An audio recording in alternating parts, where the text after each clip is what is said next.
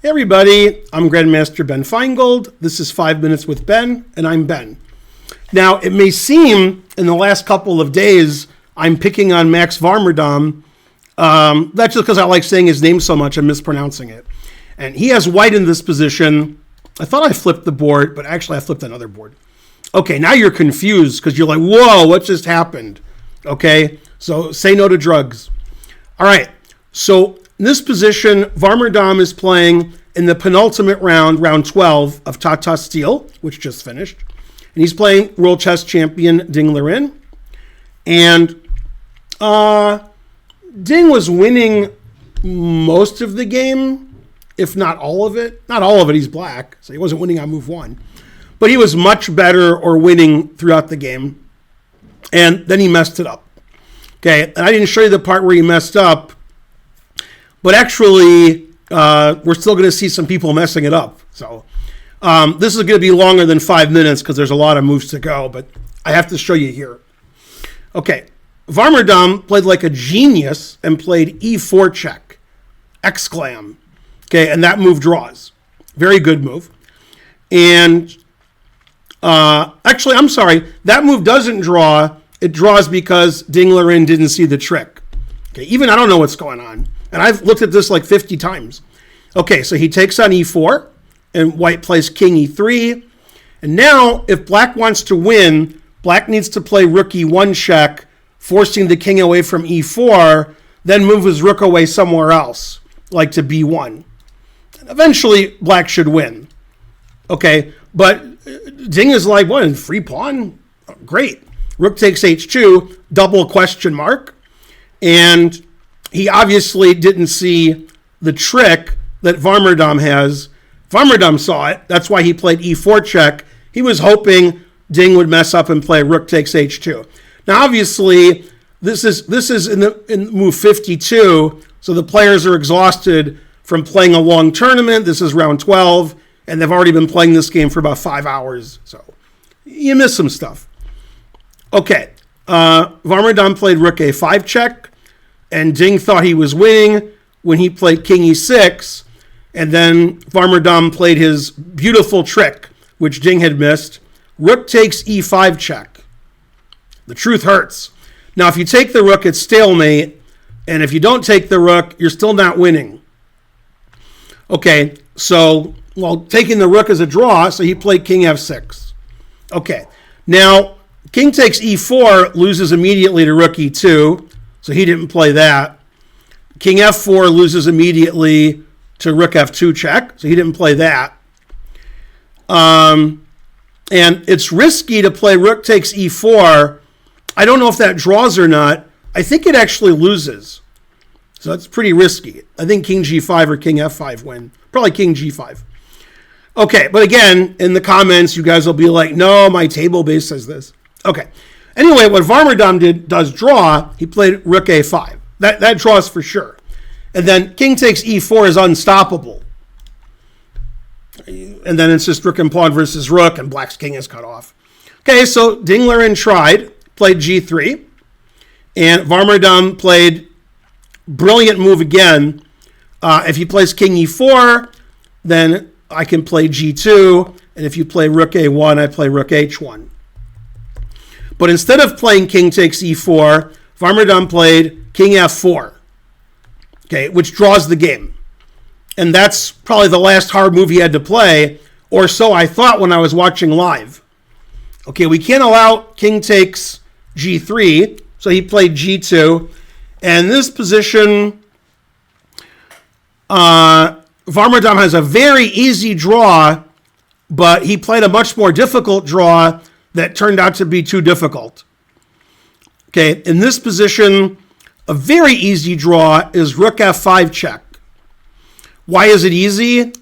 Because if you play king g6, I check, and then I move my rook somewhere on the g file, and black has nothing. I'm going to take this pawn, then I'm going to go take this pawn. And the rook, if it moves off the pawn, I take it. If you check, I go here. I take the pawn, and it's a dead draw. I mean, at that level, it's a dead draw. Okay, so if you play king e6, then once again, rook g5 draws. black can't save both of the pawns. Black can only save the e pawn with rook check, and then again this is a dead drawn ending, and the dogs agree. Okay, so rook f5 check. The game would have gone like 3 more moves, and they would have agreed to a draw. Instead, he made a mistake. Rook a6 check. He's still drawing. King f7. Rook check. He's just going to keep checking. And if black moves his king away from the checking, which is this way, then white's going to put his rook on the g file and try to win the game that way. Okay, so king e6. And in this position, white made the losing move. I think in this position, let's see, I knew this before. Or was rook g7 good? I've analyzed this for so long, I can't remember what to do now. He played the move rook g7. I think that's correct. Black played king d5, and white played king e3.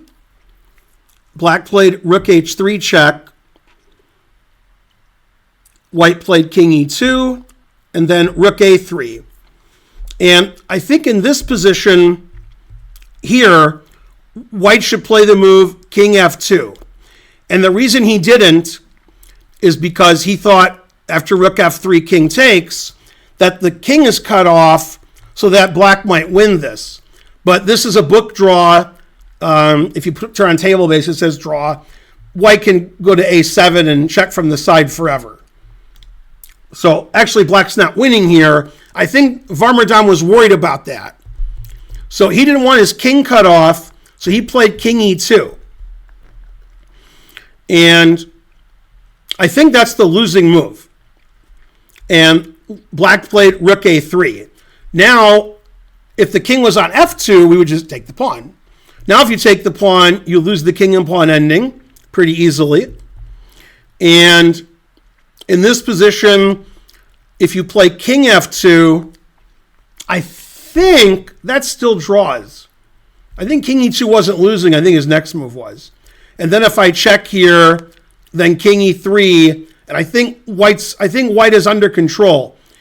And this is very funny. If you play king e5, then I can take, and if you take it stalemate again, and if you check and try to win my rook, and like hope for the winning king and pawn ending, I just go back to e3. So this is a draw. Okay, so I know king f2 draws in this position, and I think king f2 draws in this position, but Potser see a check, Potser play a check. In this tournament, Warmerdam is a Potser. If he was playing you, he'd win 1,000 games in a row, but he's not playing you. And he played rook d7 check. That move doesn't make any sense because the rook was doing a good job stopping the g pawn. Now white is definitely losing. He went back to g7, and black wins with king f4. Again, if you take the pawn, I check and take the rook and win the king and pawn ending. And if you check me here, I can run my king here and get a good Lucena position because I have an extra pawn. Winning anyway. Okay, he played king f2. Many moves win now. Black has several winning moves, but he played the coolest winning move. He's the world champion, so he plays the coolest. He plays g1 queen. Let's analyze the variations. Okay, here he resigned, but let's say he takes with the king. I check, or I mouse slip. I check, attacking the rook. Takes, and this is a winning king and pawn ending. And then whichever way white goes, black goes the other way and makes a queen. Very easy win. If you take with the rook, then I check, and then you go back and I check, and then I take this.